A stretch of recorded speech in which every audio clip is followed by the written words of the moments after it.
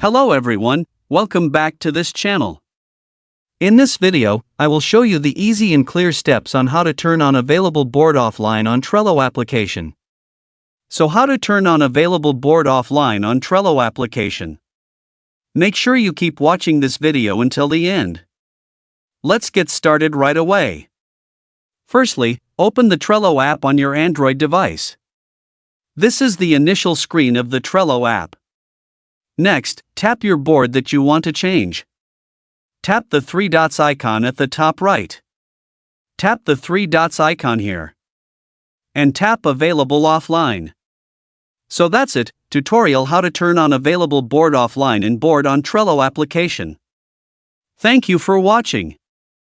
I hope this video was helpful. See you in the next video.